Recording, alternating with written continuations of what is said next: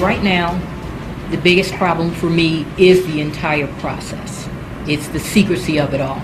I can't even begin to tell you what's going on because I myself don't even know what's going on. To not have my counsel be privy to any of this evidence that's being presented. The mother of Sandra Bland there still believes the authorities in Texas are trying to hide a crime. But a grand jury recently concluded that no felony crime was committed in the treatment of Sandra Bland when she was in custody. You'll remember she was the woman who was found dead in her jail cell from an apparent suicide only 3 days after being arrested during a traffic stop that turns confrontational. Joining us now to go around the dial with this and other stories, straight out of the heart of Texas, hitting the national scene, heard every weekday afternoon at 570 KLIF radio in Dallas-Fort Worth, the Metroplex. Grant, thanks for being with us. Grant Stinchfield. John, great to be with you. All right, so Sandra Bland has been off the front page for a little bit now. Now the story is coming back with this grand jury and their report. What is the talk down there in Texas? What's next for the Sandra Bland case? Well, I really don't think there's any controversy here. The Texas Rangers are one of the most well-respected law enforcement organizations in the entire country.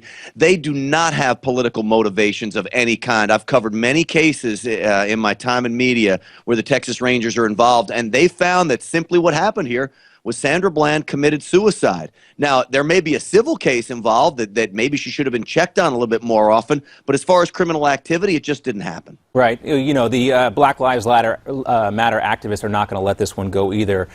So it might not be an issue down there in Texas, but do you expect them to try and make this a bigger issue when they conflate all of these anecdotes and instances into one major movement? Oh, yes, of course, because the Black Lives Matter movement is based on a false narrative. This is exactly what the liberals do. We saw it in the Democratic debate. They'll resort to lies and innuendo just to push their motivations. And so, of course, the Black Lives Matter movement is going to get involved in this.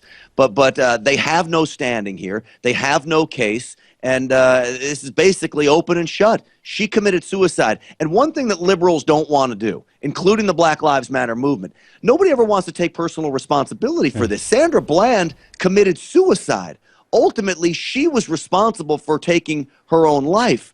Nobody else. Oh, you can understand the mother's inability to cope with that, but the rest of the folks out there, head-scratcher. Now, let's talk also about the so-called affluenza teen who still is on the lam. I mean, come on, Grant, this is something that everybody saw coming from a million miles away. How do we get here? You know what I didn't see coming was this 10 years probation. The judge in the case must have been living in Disneyland when she handed that sentence down.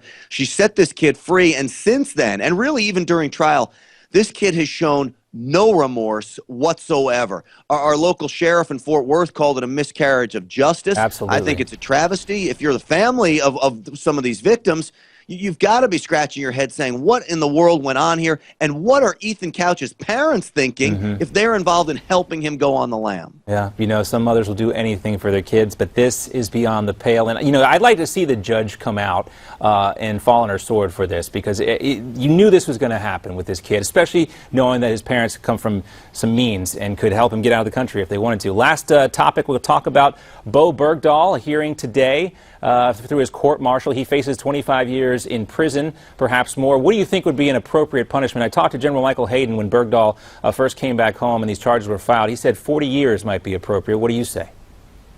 40 years sounds good to me. Life in prison sounds good to me. I know Bowe Bergdahl put a lot of men in danger. There's some speculation that he got men killed, and there's some controversy over that. I tend to think it probably did happen. I know he got men injured. I know he put men in harm's way. The bigger issue is why our president would release 5 Taliban fighters back to the battlefield for a deserter.